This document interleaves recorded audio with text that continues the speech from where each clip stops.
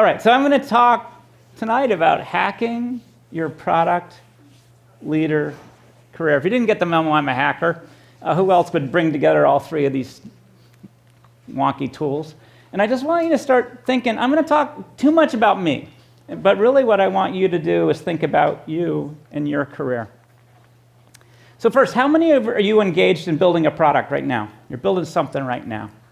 Okay, and I saw a couple of hands that didn't go up. My answer is that all of you are engaged in the product, because to my mind, you're all a product. And this is really the way I've been thinking about myself. You can think about yourself as frickin' cereal boxes, okay? There's a lot of choices. You notice the blank spot where apparently there's none available. And so I just want you to be thinking about yourself as a product. And we're all used to building stuff, and there's this method of forming a hypothesis about who we are and who we're going to be. And you experiment in building products, and then oftentimes we can A/B test and you have results. Well, it turns out that is true of us as products. We can have ideas about how to package and position ourselves, ways to experiment with what works for us and doesn't. And then there's lots of wonderful feedback systems. By background, this is my completely beautified career. Okay? I'm going to show you the messiness and the dirtiness of the truth a little bit later. And you can see I bounce back and forth between rotting people's brains out by doing bang bang shoot 'em ups and binge watching, and then I do good for the world, helping to let students rent textbooks instead of buying them, back and forth. So the structure of my talk today is really 3 chapters. I'm going to talk about how to position yourself, the skills and the progression in your career. And then I'm going to talk about ways that you can experiment with these different ideas. And then I'm going to give you the most helpful thing that I found in terms of results and feedback, which is this idea of having a personal board of directors. Don't take me too seriously. As soon as my daughters saw that photo, they instantly retweeted this photo of me. And I just want you to meet my family, okay? So this is Kristen, Kelsey, and Britt. They're 21 and 23. Brittany just started as an associate product manager at Rent the Runway. And this is the moment where I give you a 57-year-old white male privilege alert, okay? So I'm just totally owning up to it, right? I'm just hoping that if you listen to me, you'll have the audacity over time to experiment with some of these ideas. All right, so chapter 1, it's all about positioning yourself, and there's skills, sets, and progression in your career. So I want to share with you a very simple positioning model. It's quite simple. The positioning model has to answer the question, what is it? What are the benefits? And then the third thing, what is the personality? And personality is about how do you relate to a specific product. So for instance, in a real product like Netflix, the positioning, Netflix is a TV and movie subscription service. That's what it is. And the benefits, it's fast, it's easy, it's entertaining, and it's a great value. And the way that we tried to position the product and the brand as a person, as a personality, we wanted you to feel that it was a straightforward, friendly product. Is that the way Netflix feels to you most of the time? That's what we were aspiring to. All right, so now I'm going to share how I position myself. This is when I was presenting myself to Netflix. I am a product leader exec who helps startups with a proof of concept to scale through strong strategic thinking, management, and leadership skills. And then when I reveal my personality, and if you know me, in a highly genuine and quirky way, who knows what he's going to say next, okay? So this is how I positioned myself. And this has changed over many years, but this is the idea of thinking about how do you position yourself? You're all radically different. I'm going to learn a lot about you tonight using Slido. So let me ask you, this is Steve Jobs. What are his skills? What are the skills that he has? Can you shout some out? Listening. He's listening, he's marketing. Actually, I want to hear from everybody, okay? So go to slido.com right now and tap in a couple of words. I just want to see what the whole room believes. Because I've been working on these lists of skills now for 30 years. I've interviewed probably 500 product managers over time. So I'm really curious, what you think the skills are. Oh, yeah, Steve Jobs was wonderfully empathetic, wasn't he? I learned so much through this exercise. Oh, I'm seeing the vision thing. That's a Steve Jobsian thing, right? Wow, and I'm actually not seeing that much agreement. You guys have radically different ideas all over the map. Storytelling, designer, voice of customer. Oh, I love that one. Ruthlessly optimistic and reality distortion. This is cool stuff. Okay, so I have been interviewing candidates for years and years and years, and I have asked this question a zillion times, and my answer to what are the skills of a product leader has changed over time. Turtleneck. That's great. Okay, so I just divide this into, there's product skills of a product leader, and then over time as they grow up, there's a set of leadership skills. So I'm going to share two different lists with you tonight. So this is Aparna C. She's a VP of product at Google. She's focused on AI stuff. But these are the 7 skills. If I bring a product manager into the room, I'll typically just put this up on the whiteboard and ask them to force rank these skills. These are 7, and they've changed over time. I've essentially A/B tested them, if you will. But when I say technical, I'm just looking for somebody who works effectively with engineers. Management, for me, that's about light process to deliver results. And then creativity is the lifeblood of what we do. You generate ideas that matter. And then you need to have some business skills because you need to deliver shareholder value to get profits to invest in building an even better product in the future. And then, yes, I think there are marketing skills involved. You need to be able to effectively package and position ideas. And then design got wicked hard in the last decade. I'm holding up my imaginary iPhone right now, okay? It's not an 11, just so you know. And design skills, you work well with design, you value simplicity. How do you make it work on this teeny device? And then the big change in the last 10 or 15 years has been all about consumer science. How do you develop insight via qualitative, via surveys, through data, and then consumer world through A/B testing? So these are the 7 skills that I'm often looking for. And then as folks grow up, if I'm interviewing a head of marketing or a head of product or a head of finance, I'm looking for these 7 leadership skills as folks grow up. And by the way, I expect a product manager in their first 2 weeks on the job, in their first year, to begin to be developing and showing some sign of their leadership skills. So leadership, my definition is inspired communication of a vision. And at this level, management is all about hiring, firing, and developing teams. And then I look for some strategic thinking. In my vernacular, can you answer the question, how does your product delight customers in these hard-to-copy, margin-enhancing ways? And then there's this wonderful mix. Folks that are highly results-oriented, they're proactive, they do whatever it takes. And the challenge of, I've worked for some of these CEOs, the challenge is, and they will sell the chairs every quarter in order to make the revenue. And then I try to direct them to some of the softer issues, which is the value of culture and evaluating fit with a company. And what I love about culture is it builds this foundation for light process. People can make great decisions without even talking to each other. And then this notion of business maturity. And unfortunately, I'm the 57-year-old awkward white male. Business maturity doesn't correlate as much with age as I had hoped, okay? So Mark Zuckerberg was making great decisions at 21, and we could actually argue his decision-making got worse by the time he was 30, right? But it's all about good judgment around people, product, and the business. And then domain expertise. I'm expert in taking startups with a proof of concept and scaling them. That's my stage, and I love both education and entertainment.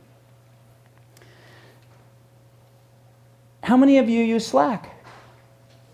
Okay, so this is April Underwood. She was the head of product at Slack until about 6 months ago. I asked her, what are your top 3 skills? And she answered the ones in orange.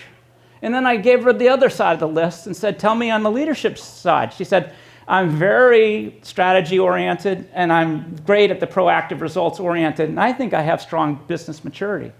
This is April. This is her style. She's different from me and most of the folks in the room, I'm sure. So if you ask me to self-identify, these are my skills. I'm all about the business, and I actually, early in my career, was in marketing, switched into product, and I love consumer science. And then growing up, it's been all about leadership, management, and strategy for me. This is just me. This is who I am. So I want you to think for a minute about what your superpowers are. Top 2 or 3 skills on each side of the list. And one newsflash, your career is all about developing those powers. I suck at technology, and I have very weak technical skills. I just decided not to spend time on that, and I focused on my superpowers, and it worked out. All right, so now I need you to self-identify against each of these lists. So these are the left hand. What are your top 2 or 3 product skills? You can answer with multiple, and I'm deeply curious to understand the style of this room and really to see how disparate these skills are.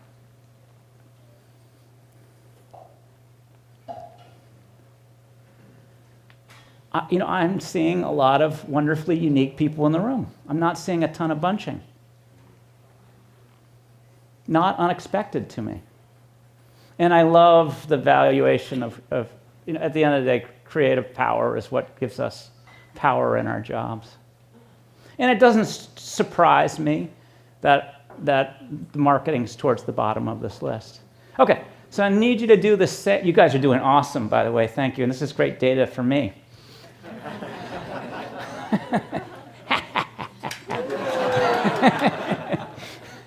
Okay. Same question. What are your top 2 to 3 leadership skills? I'm just surprised that all the technology is working. This is awesome. Warren, is the video working? We won't know till later. Oh, good. It's an immature crowd. Okay, so I see a lot of proactive, results-oriented folks in the room. Confident of their inspired vision of the future. This is awesome. Great. Okay, so thank you for playing. So the news flash here is you don't have to develop all these skills overnight. There's actually a progression to how this stuff plays out. And I call these leadership skill stages. We're all builders. We're all building something at various stages in our career. And we start at the beginning of building something, and then we work our way up. So this is the first something that I built. This is Sesame Street Counting Cafe, and the laughter makes me quite nervous. I'm confident that no one in this room used this product because we sold exactly 300 units. Okay? And we spent exactly $300,000. Okay? But I built something. I got designers and engineers and artists and sound people working together. And then my first hit, maybe somebody has used this. This dates me horribly. My first hit was Sesame Street Elmo's Preschool. This is about packaging and positioning a product, a full preschool curriculum in a box. And this was the big hit of probably 97 or something. This was also the year that Oprah Winfrey threw Tickle Me Elmo's onto the stage, which is called Good Luck. Okay?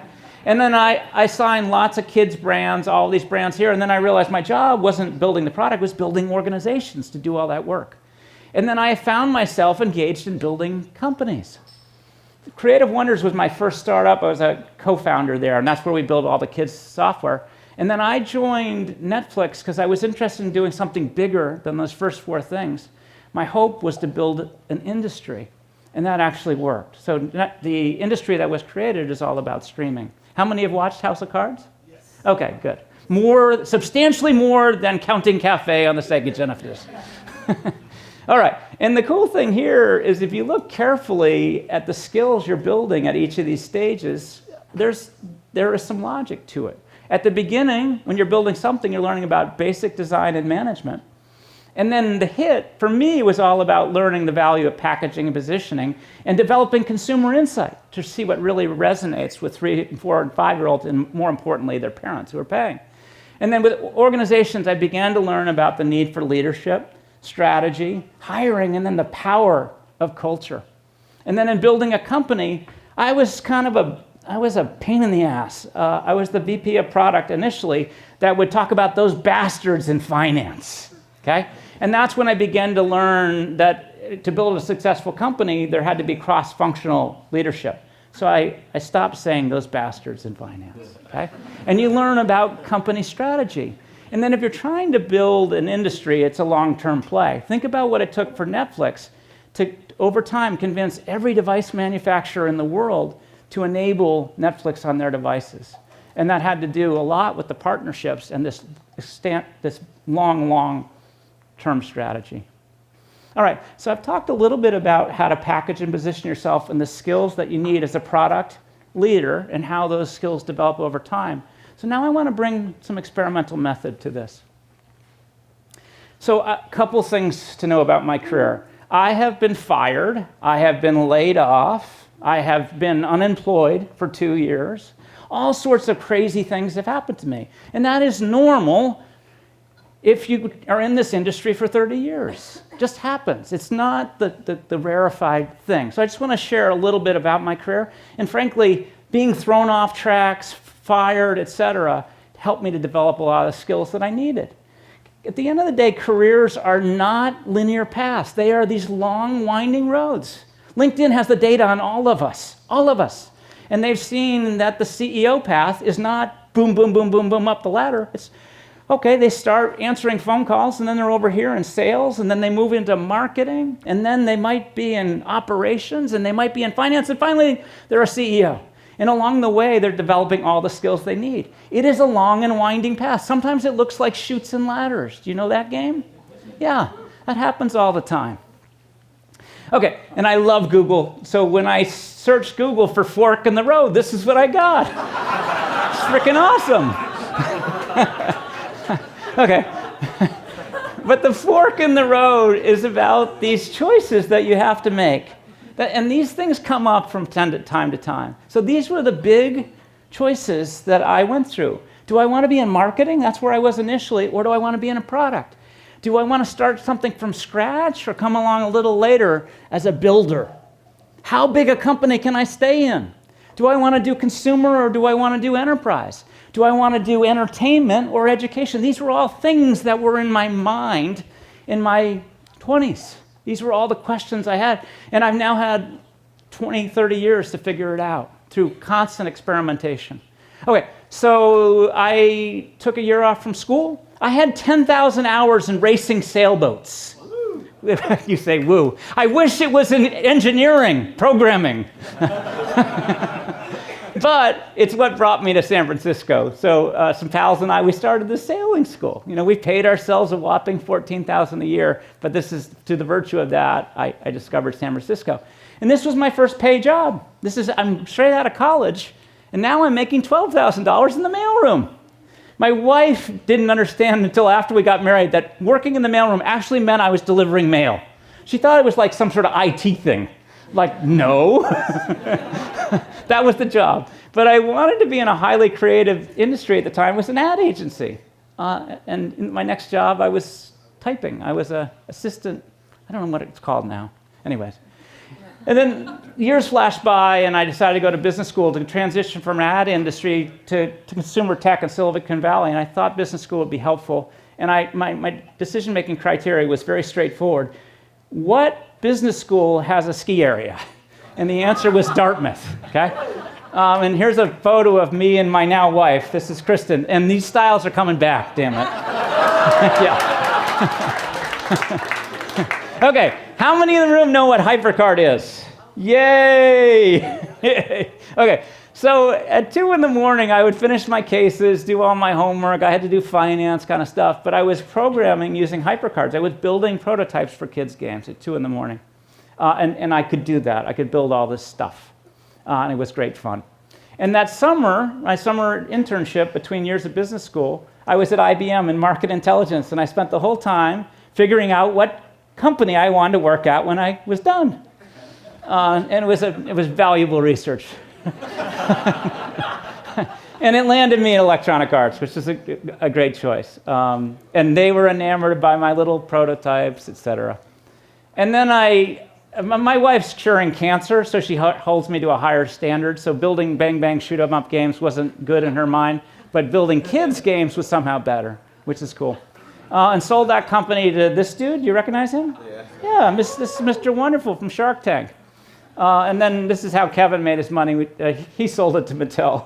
I got nothing. Okay, So this is my first internet startup. It's called familywonder.com. Now, if you ever notice pixelated graphics, know the outcome of the company was not good. Okay? That's what happened. Okay? This didn't work out. And then I want you to think carefully about whether or not this worked out. This is for folks with dyslexia. This is neurotechnology. And no, it didn't work. Okay? So I'm just showing you the failures along the way. Look carefully at my LinkedIn profile. If you ever see something with a 2-year gap that's described as consultant, that's totally papering over something. Okay? This is what careers really look like. And then, yes, good, right place at right time, carefully position myself for a great role at a great company. And then my next goal was to help take an education company public, and that's Chegg, textbook rental company. It's public. You can see me. My daughters still are mad at me because I refuse to wear a suit. And I'll tell you something. I wasn't particularly happy, and I'll describe why I wasn't happy at that moment in time. So here are the answers to all those career hypotheses. Through different jobs and side projects, experiments, I was able to conclude, no, I really love building products. I don't really like the start of a startup. I like coming into that startup with proof of concept that's ready to scale and then growing it. And then if there's 2,000 or 3,000 people, just shoot me. Okay, there's too many people in the building. And I go back to the earlier thing. I love consumer. I'm very sorry to the enterprise peeps in the room. And I love both entertainment and education, and that's totally viable. So I was able to answer all these hypotheses. And just a quickie on my last 3 years, I stopped working for direct deposit, but I worked 3 days a week at each of these companies for a year, which is just pointing out that jobs can be very different than the way you think of them. And it was great learning. But in these last 3 years, my hypotheses were, do I want to be a product leader, or do I want to be a CEO? Do I want to work full-time or part-time? Do I want to do what other 57-year-old white males do, which is to be an advisor, a board member, or a VC? Or do I want to teach at Stanford, which I did? Or do I want to teach outside the classroom, which is what I'm doing right now? So these are all my questions. And I was able to answer all of these questions through experiments in the last 3 years. These are all answerable questions. So what I want you thinking about are, what are your career hypotheses? What are the big questions that you have? And here's some ideas to get you started. What are the areas of interest or passion? Like the equivalent of, what are you doing at 2 in the morning that's not streaming Netflix or sleeping, that you find really interesting? Those are sometimes clues. What are your possible forks in the road? What are the potential new roles that you seek? You're on the design team, you're very interested in operations, and you want to grow up into a COO. That's cool. Who is that? I talked with you tonight. There you go, Julie. Okay? That's a cool new role. And I bet you, how many years will it be when you're in that COO role? 5. Okay? Perfect. Surprisingly specific response. I love it. My point is, anything is possible in the long term. So take a moment to think, at least once a year, about what do I want to be doing 5 or 10 or 15 years from now? Because things are possible in the long term. All right, so you're career hacking. Hackers need metrics. So what metrics do you use to know if your career is working or not, if you're succeeding or failing in these different side projects, experiments, jobs, etc.? I need your help. What are the right metrics? Happiness. Okay, happiness and money. Money and happiness. What did they miss? What you're good at. If you're good sleeping, and if you're good at it, you tend to get happy and make money. What else? What? Impact. Impact. That's good. That's good. So are you doing good for the world? This is my damn wife challenging me whether I'm really doing good for the world. Are you learning? These are all great questions. Are you riding waves? Good. Okay, good. Okay. I got what I wanted. Okay? So I'm just going to graph 3 of these. I'm going to do money, and I'm going to do impact, and I'm going to do happiness, job satisfaction. So this is what money looks like. So being a sailing instructor in the mailroom early in the career, don't do it, and you don't make money when you go to business school. Notice the trough of hell. Those were the 2 years where I was a consultant. That number is very close to zero, okay? And then you notice everything's cool on Netflix, and then I change and I relearn, and then this is me in the last 3 years doing what I'm doing now. So that's what income looks like. Notice I didn't go into the penalty box for getting beat up for 2 years, not working. I picked up my income as though I hadn't fallen off the face of the earth. Fascinating. Okay, job stat. So think about right now, on a scale of 0 to 10, where 0 sucks and 10 is awesome, what is your current job satisfaction? That's it. That's the question. So I'm a little freak. You guys know I'm quirky, a little freaky. But this is my graph over the years. So look at the porpoise going up and over the N of Netflix. So there was a huge stage where I was learning a ton. I love learning. And I was growing, and then my satisfaction started to fall. Because it was obvious to me that I wasn't the right person for the next stage of the company. It was getting too big. They had hired me because I had taken one statistics course in business school. Thank God, but they needed somebody with a PhD in statistics to do all the machine learning, right? And that's what was driving me down, and that's what drove me to go off to check. But that's job sat. And then this is my wife's evaluation of my career from a good for the world impact, okay? So notice up above Family Wonder and Kevin O'Leary, that's the education kids. Okay, Gib, you did good. And then she gave me negative points for binge watching at Netflix, okay? And then she gave me good for helping students to save $1 billion renting on textbooks instead of buying them. So this is the impact. Now, what did I learn from this? The most important thing for me in the moment is to ensure that your job is an 8 or above. Now, oftentimes we have sucky days and sucky weeks and sucky quarters, maybe even a sucky 6 to 12 months. But if I'm bouncing along at a 5 or a 6 for like a year, that's a sign to me that there's got to be some sort of change. New role in same company, different team, maybe a different company. So that's the thing I've learned from this. And so now I want to know, okay? This is anonymous. I don't know who you are. But I'm deeply curious to understand today, what's your current job stat?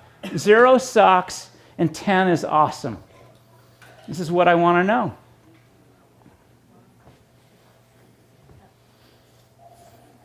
And if you look carefully, you might notice the way I structured the data.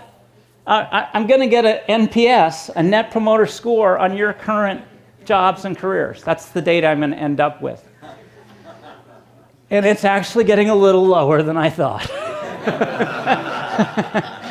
More beer, more pizza. Okay, so I'll calculate the NPS, and this happens all the time. It looks like it's negative. Yep.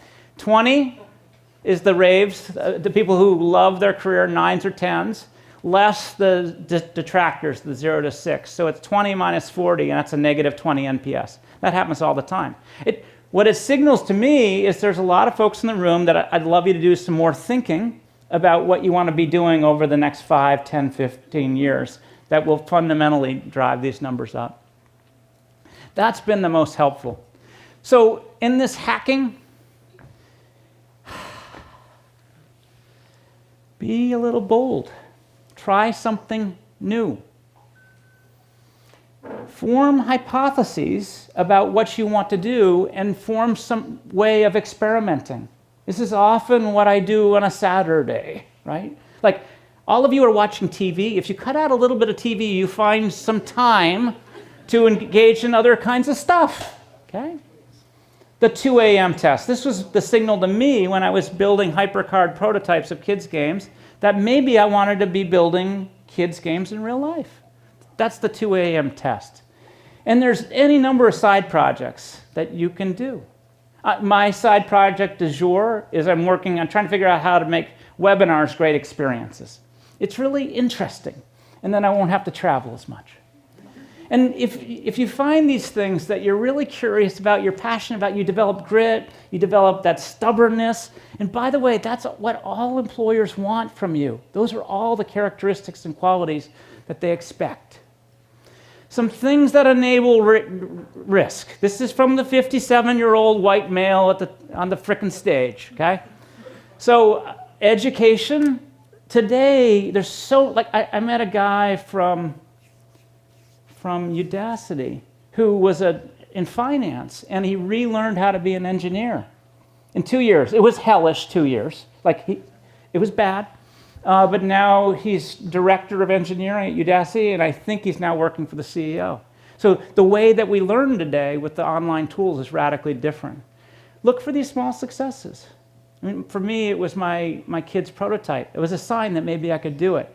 My wife and I still live in the same house in Burlingame that we bought in 1991. It's not any bigger. We've kept it simple so we could afford to take on the kind of risks that both of us have done. And the benefit of getting fired and thrown off the tracks, et cetera, is you learn how to find jobs and you learn how to career hunt. And that's, like, at this point, I'm wonderfully confident about finding stuff because I've had to practice it. I've had to do it so often. And those are the things that enable risk. All right, so you have the hypotheses, you have these different experiments, and what kind of feedback systems you have for stuff that's working or not. And probably the most valuable system I've had is essentially my personal board of directors. Newsflash, no one in this room is self-aware. No one. Okay? I am certainly not self-aware. And so you need these feedback systems to essentially keep you honest. So this is my current board of directors, if you will.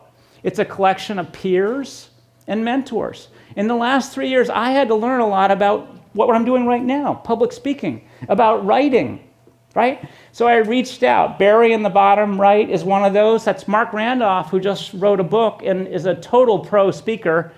He's the Netflix co-founder, right? I needed Patty McCord was the head of HR. I go walk the beach with her about once a year, just talking about this stuff, right? Dan Olson does what I'm doing now.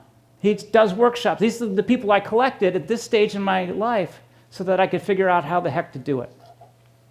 So I just want to give you some advice that I've gotten from my board in the past. So this is Greg Bestick. This is the only photo I could find of him on the internet. He's the middle white-haired dude. But he was, at the startup, he was my boss, and I said, Greg, I haven't been building products that long. Can you help me? And he said, I don't know how to build products either, but what you should do is build your community of peers. He said, every month, go out and have lunch with all the folks that are in similar roles as you. That's what you're doing tonight. This is your opportunity to connect with your peers. And it was incredibly helpful. Like during the transition from web to mobile and mobile web, I could just text my pals and saying, what percentage of use do you have on each of those platforms? And they'd give me the answer instantly because I had formed those relationships. I went to a little school called Amherst College. It only has 2,000 students. And because of that, when you reach out to an Amherst College person, they respond, which is wonderful. Ron Hogue looked at my early career before Netflix and said, Gib, I don't know if you were in the right place at the right time. You were lucky. Why don't you look for something that's a little bit bigger than usual, and you can fundamentally learn about how to build consumer and shareholder value. So I joined a company which felt big to me. It had more than 100 people already. But that was Netflix, and that's where I learned a ton. That was amazing advice from that person. This is Irv Grossbeck, same thing, Amherst College person, generation ahead of me. He's a $1 a year professor of entrepreneurship at Stanford. And he said, hey, Gib, can I tell you something you may not like? And I'm like, okay, I'm ready, Irv. Tell me. You're too nice to be a startup CEO, okay? No, and I thought he was right, okay? And he knew I had this theory about, do I want to be a product person or a CEO? That would be the next logical step in my career. But like, Gib, I think you'd hate it, and I think you'd suck at it. And he saved me like 5 years of punishing myself, okay? Really, really helpful to me. This is Patty. I said, Patty, Walk on the Beach was 3 years ago. I'm having a hard time finding non-traditional roles. She's like, Gib, just tell people what you want. So when the recruiters called me, I had the audacity to say, I'll do it as long as I only have to work 3 days a week. And some of them said yes. And like I was totally freaked out, okay? Great advice. Joel Jewett, he retired at age 40. Good for him. Every day, he'd go drop off his kids at school, he'd go to the gym, then he'd come back, he was a drummer, he'd drum in the garage, and after a year, he came home to the family, they did an intervention. They said, Dad, you frickin' have to go back to work or we'll kill you, okay?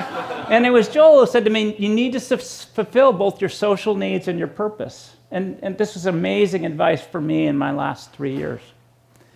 And this is my wife, Kristen on the left. She's like, Gib, it's all about creative pursuit for you. You love creating new stuff. And she was the one who encouraged me to focus on writing, on talks and workshops. And she knows me well, and she keeps me honest.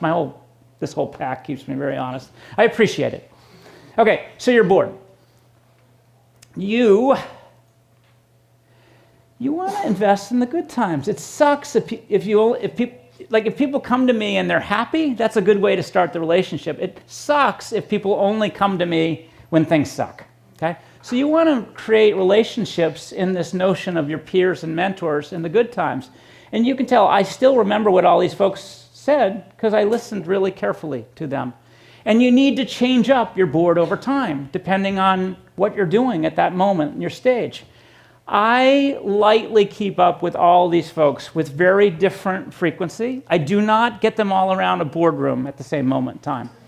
But I send them tiny updates. Almost all of them, I'll have a substantial phone call or meeting at least once a year. And this is kind of the way it works. When I'm making a big job change decision, I will send an email with a little update saying, this is what I think. Do you think something else? And they've been really helpful for me in picking great fit companies. Peers, gosh, it's all about, LinkedIn has made life so much easier to just connect with folks. But it's all about folks that are in a similar function, stage, and company. Past colleagues, keep up with them. Again, LinkedIn, incredibly helpful. And peers are all about providing mutual support. They help you to navigate the issues of the day, where mentors tend to help you see around corners. So some tricks on mentors. You're looking for people with extraordinary judgment. They have this broad skills and network that's amazingly helpful. And the good ones have this wonderful combination of being incredibly candid. Gib, you'd be a sucky CEO, but it comes from the right place. They care about you. And these are the kinds of people that you're looking for. So just a couple of tips on finding mentors. Do not ask them. Okay? It's the world's most awkward conversation. Gib, will you be my mentor? Like, what? It doesn't really work that way. So don't start that way. That's not how I start. Most of my relationships started with a weak link. Remember the Amherst College grads, for instance? Or people that I did a sport with? And then strengthen it. Because you're looking to see if there's real personality fit, if you like meeting and talking with each other. And then you'll notice they have these little tests. So this person here is John Liu. He was in data science at NerdWallet. He was interested in shifting into product. And I just liked talking with him. And he was hey, Gib, can you help me to find a role in product? I said, hey, John, let's set up a lunch next month and we can talk about it. That was me testing him. Was he interested a month from then? Would he really do it? Would he do all the things that I asked? And he was. And then another trick is figure out a way to create value for that person. So John, he was struggling. I said, John, you need a side project. You need a way to experiment with building stuff. Well, do you know any startups I could work for on Saturdays, et cetera? And I got kind of tired of him. And I said, John, why don't you just frickin' build me a website? And he's like, I can't build you a website. So I gave him a credit card, and I said, go to Squarespace. This is on a Friday. And on Monday, he had built me a website. This is my baby website. It still exists. But he found a way to create value for me, which was incredibly helpful. And that's not as hard as you think to figure out a way to create value for your mentor. All right, so I'm bringing it home right now. This is the question. What would you do if you weren't afraid? That's what I want you thinking about. And I want you to think about this on a long-term basis. You guys have a net promoter score of -20, okay? The inherent satisfaction in the room is not as high as I wish for. And you're in frickin' Silicon Valley, the land of opportunity, okay? Think about this. What might you do if you took action? And what does action look like? What are the new areas you want to read about? You want to explore? Who are the people that you want to talk to that are doing similar things to you? What could those things be? And what I'm hoping you'll do is you'll embrace just a little bit more of this notion of hacking your product leader career. I'd love it if you start thinking about, okay, how do I position myself via those product and those leadership skills? And then how do I think about where I am on that career progression ladder? And what are the new skills that I need to develop to go into this area or to move forward in my career? And then I'd love it if you form some hypotheses, like you are products. My hypothesis is this new feature of me will work. And then find a way to experiment. And it's usually by some version of side project. Or it could be the lunch, or the dinner, or puttering with something that's just interesting to you. And then the last, how many of you today believe you have a personal board of directors? How many? That's great. Okay, no, I see 15 hands out of 100 odd, which is awesome. Are your personal boards of directors helpful to you? Yeah, heck yes. Okay, so a lot of enthusiasm. So for the other 85 folks, do this. Begin to reach out. You have an opportunity tonight to build relationships with your peers. Stick out your hand awkwardly, like a 57-year-old white male, and say, hi, what's your job? Okay? You can learn from me, damn it. Anyways, build that board of directors, the collection of peers and mentors. And really what I would love you to do is figure out how to make your job in the next 6 to 12 months for sure 8. And I'd love to see more of you in the 9 and 10. And with that, I'll say thank you. Thank you very much.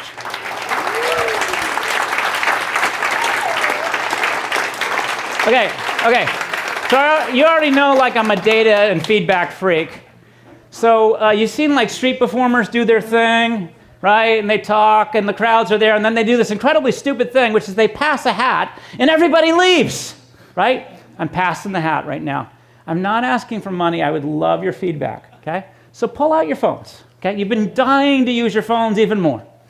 And I want you to hold your phone up to this QR code, and I'm hoping if you just hold up the phone, you don't have to click the picture, a little SurveyMonkey link will pop up. Is it working? Yeah. Yes, okay. And it's the same thing. It's an NPS. 0 sucks and 10 is awesome. Pick any number on that scale that you want. And if you have a moment to tell me one thing that you liked about tonight and one thing that would be better, that would be incredibly helpful. This is my 323rd survey for talks. This is how I've learned how to do this thing, okay? And the feedback that I get is amazingly insightful. If you have like an Android device with Lollipop on it or something and it didn't work, I'm sorry. You can go to my little baby website that John Liu built for me, www.gibsonbiddle.com. There's a couple of links at the top. The first is the NPS. By the way, I'm not advertising on it and I'm not collecting emails, so nothing bad will happen to you there. But there's the NPS survey. You can download the PDF of the presentation. It's just been waiting for you. And then I wrote an article on Medium called Hacking Your Career. So I'd just love if you gave me that feedback. And I'm now super happy to answer questions. And I think, yeah, cool. So you can ask questions in real life, because we have a real life microphone, which is awesome. And then you can ask anonymous questions, and you can heckle me, etc., using Slido. Okay, I see a hand there, Julie. Hi. During your presentation, you actually showed that you were making the most money, but you were actually making the least happiness. It was in between Chug and where you are now. Could Yeah. you explain what that was? Yeah, okay, so I kind of alluded to, my goal was to help take a company public, and I did that with Chegg. Chegg comes from which came first, the chicken or the egg. The CEO couldn't find a job because he didn't have experience. He couldn't find experience because he couldn't get a job. Okay, that's Chegg. I was frustrated. And I was frustrated. I had come from Netflix where rate of change in the industry was quite high, and the rate of change in education was quite low. So I was 4 or 5 years in, and I was just using up my stores of patience. And that's why I was unhappy. But you're right. If you look carefully, there's not a lot of correlation between job satisfaction and money. And I made substantially less later, and I was substantially happier. Go figure. Right? I just found the point when you made the most money with the one you were the most unhappy. Yeah, that happens too. So it's just data from one life. If I got the data from all of you, maybe I could get some more interesting stuff. If you guys want to give me all of your salary history, I can work with it. Okay, gentleman with the orange, yeah, the hat on. Here comes the mic. Oh, but I see some juicy questions on Slido. I'm looking forward to them. So I really am into quantified self with like Myers-Briggs and stuff.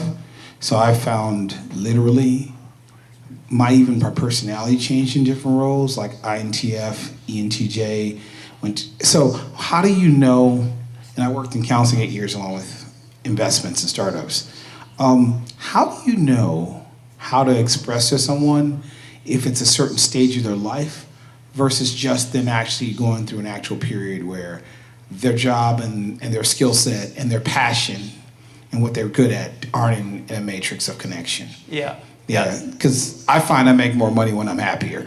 Yeah. No. Or enjoying what I'm doing. Yeah. Yep. Well, no, okay, so a couple things. First, I do find that it's been debated over decades about whether you should engage in things you're passionate about. It's been really helpful for me. Hang on a second. Oh, notice that I said if your job satisfaction is a 5 or a 6 for 9 or 12 months, that's the sign. So you have to have a little patience. Everybody has good and bad days, good and bad months, quarters, etc. But if it persists for 9 or 12 months, that's when I start forming new hypotheses about what I want to do next. That's when I start doing the lunches, the dinners, the Saturday side projects, etc. So sometimes it does require a little bit of patience because there are times when great jobs suck, and that happens. Okay, I want to answer the first two on Slido. They're great fun. So just so you know, my daughter Britt, and I hope she never sees this video. She's 2 weeks into an associate product manager job at Rent the Runway. So I can reflect on the first two questions. What advice would you give for a beginner product manager starting career? My advice to Britt was, and it's also related to the imposter syndrome thing. Listen, your first year or two is really about trying to figure out what the job is and what you like to do and don't like to do, and just beginning to develop sets of skills. She's deeply afraid that in the first 2 weeks of her job, people will expect amazing results. I'm like, no. I've had associate product managers like you work before. I'm just hoping you can find the bathroom. Okay? So just to relax, and these first year or two are largely about learning. The imposter syndrome is really interesting. Okay, so first of all, a little bit of imposter syndrome is always good, okay? So it's always good for me to be a little bit nervous when I'm using Slido with Google Slides and just hoping everything's going to work, right? Because if you're not, really bad things will happen. So that sort of edge of doubting yourself is always helpful. The way that I have felt it, in my history, I never thought I was ready to be at the next level until my boss said, hey, I think you're ready to be at the next level. So I was never aggressively pushing for the next thing. Maybe this expresses some of my risk-taking personality, I don't know. But I sort of self-held myself back. When my first I was a co-founder, but they were deeply anxious about my ability to be the leader because I was so inexperienced. And so they hired a boss, a VP of product, to be my boss. The first year it didn't work out. And then the same thing happened the second year, and they finally said, okay, Gib, I think you're ready to be the VP of product. They also told me I had to dress better. It was very important. I still don't really dress well. Anyways, I think that some of that self-doubt is helpful. It causes you to worry and do the research and the reading and the thinking and the talking to really figure out how to be great at things. My personal board of directors has probably been the best way to handle this self-doubt and lack of self-awareness. Because at times they've kicked me in the butt, said, hey, Gib, you've been saying forever that you wanted to take an ed tech company, help take it public. Like, go frickin' do that, because you're getting kind of old, right? So that idea of a personal board of directors is probably my biggest tactic for handling, quote unquote, imposter syndrome. And focus on learning, I guess I'd say that too. Okay, I'm gonna do one more Slido. How do you automate user testing and how do you incorporate quality? Wow, that's a very specific question. Okay, the question is, how do you automate user testing and how do you incorporate qualitative data into product development? What? I just answered the plant question because the sponsor. Oh yeah, you gotta use mixed panel. Oh God, that was easy.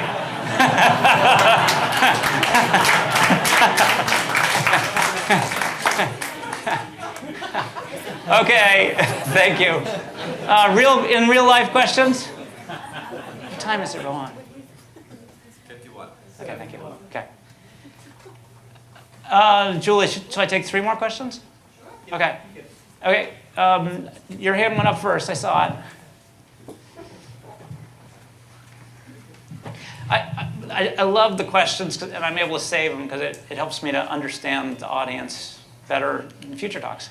So in your presentation, you said that apart from you not wearing suit on the day of IPO for check, you said that you were really not happy on that day. So like, could you elaborate on that? I'll give you just a couple. So the question was, there you are helping to take a company public, and you said you're unhappy.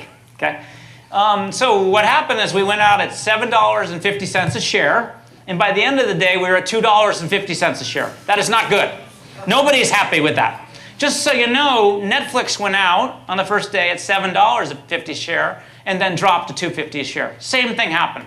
So the day that Chegg went public, Reed Hastings, the CEO of Netflix, sent me a note, nicely reminding me, and then he nicely pointed out that the share price of Netflix had nicely climbed from $2.50 to $750, right? Like, okay. Like, meanwhile, back at EdTech company. So that was just a very challenging day. But honestly, I sort of brought it up earlier. The rate of change in educational technology is about the third of the rate of change that I was accustomed to at my time at Netflix. And so it just kind of soaked up my patience. And boy, do I love being a one-person company now. I can iterate really quickly. It's really great fun. Okay, I knew you were second. Yeah, that's you. Hey, so for a while, I was a CPO for a remote company, or I was remote, not everyone else was, 50% of my time, and I found it very hard. So I'm curious how you handle being a part-time product leader for one or more companies. Okay, well, just so you know, it's a very audacious, so how the heck can you be a 3-day-a-week product leader? It's very audacious. And most of my peers and networks said it couldn't be done. So the answer is you have one person in the building at all time that is your eyes and ears, and they can chat about things. And you give them a proxy for the decision making when you're not there. That's one thing. And then you're incredibly efficient with your time. So my team meetings, I would have them on Wednesdays, and I would show up 20 minutes after the team was in the room, and they had put all the issues on the board, and then prioritize them, and then we would talk about them. So it was just wonderfully efficient. And they just wanted me to understand what was going on in every day and every week. That was the short term. And then I focused a lot on the longer term, the fundraising and the quarterly product strategy meetings, really keeping a strategic lens. And then I spent a lot of time trying to help the executive team think bigger and further ahead. And I didn't worry as much as I normally would about the detail of every day. And frankly, I was spending a lot of time recruiting. Because as companies grow, the best thing you can do to help them, what I was really trying to do was to find the full-time leader. So the expectation was within a year, I would help find the right person in a 5-day-a-week role. And usually by the end of the year, I'd figured that out. So I did it 3 years in succession. It was really great fun. It really made me rethink about the concept of, my dad was employed for 26 years at the same company. So the idea of working 1 year at 3 different companies was just like a really fascinating experiment. And it worked a lot better than I thought.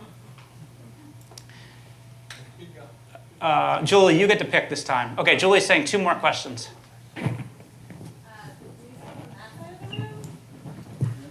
OK, we're going to the cool side of the room. Yeah.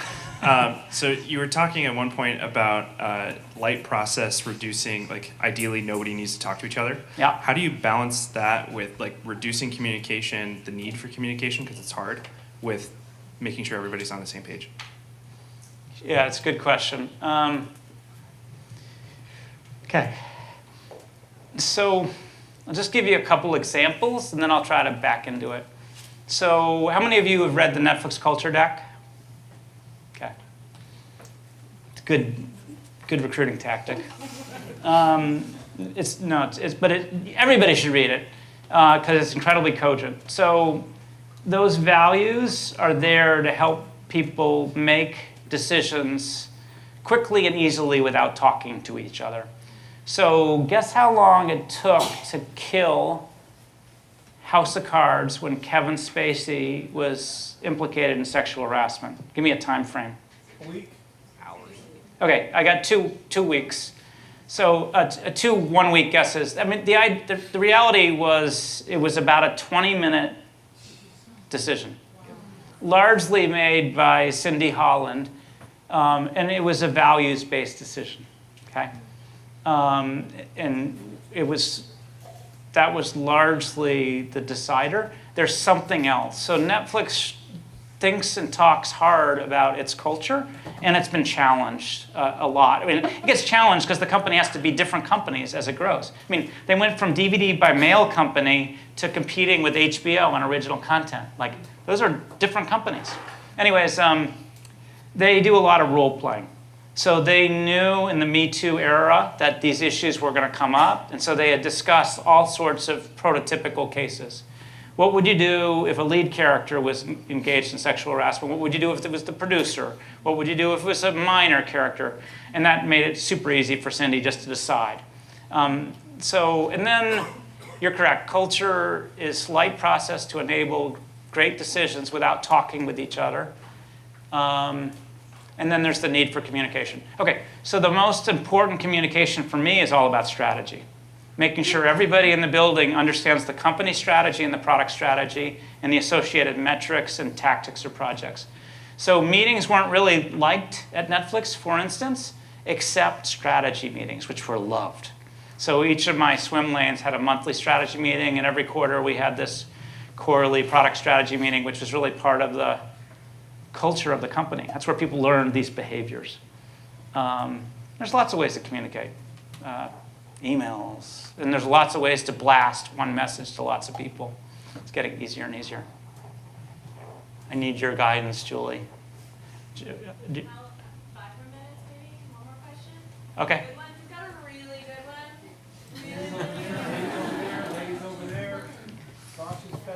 Hi, so my name is Fernando. Stakes are high, Fernando. Yeah, this is going to be special, hopefully. But so I noticed in your talk you were mentioning about gathering salaries about like everyone here in the room. And I just wanted to try and I noticed there's like that stigma going on in the Bay Area and possibly throughout this country about talking openly about your salaries and how much people make. That being said, I wanted to ask, how much did you make on your first job versus what you're making today? And if it helps break the ice, I'm currently a guest teacher making 20 an hour. Okay, so a couple of things here. So first of all, you should all ask your peers how much you're making. And the only thing awkward here is one to many. Okay, so Netflix, we actually went to open compensation, which means that initially all VPs and above, so I was one of those, knew the compensation of everyone in the building. And it actually worked quite well. So it turns out that all directors and above in the company know the compensation of everyone in the company. And we did it, I mean, when I had to talk folks into it, I would say, hey, I think I have enough business maturity to handle this, do you? It was like a challenge. So nobody could really say no to that. But I learned a lot. So for instance, I kind of knew that a marketing leader makes this much, and a VP of product makes this much, and a CTO makes this much. And then I was really shocked when I learned that a head of data makes this much. At the time, all of the data leaders that were that could work at scale were all coming out of Wall Street, where they paid exceptionally well. So that was just great learning for me. The other thing that was awesome about Open Comp was it fixed a lot of fairness issues. So like the night before everything went public, you can imagine there was scrambling to make sure everything could withstand the light of day. And there was only one company that had gone to Open Comp that we found before, which was Whole Foods, which I think is still at Open Comp. So here's my personal coaching. By the way, I'm happy to answer that question on a one-on-one basis with you. So I'm happy to do that. But what you want to do is understand your market comp, and there's actually a notion of personal market comp. So if you are an associate product manager at Rent the Runway, as my daughter is, I nicely encourage her to ask how much the associate product manager make at Spotify. And honestly, I know exactly what the band is. But it's a good question to ask, because that just makes you smarter about these issues. So it's not that terrifying. So it's a good question to ask. I'm just vaguely uncomfortable about doing it with everybody in the room at the same time. But I can answer the first question. I made $12,000 in the mailroom. And my sailing school job, I was at $18,000. And I do make more than that today. Okay.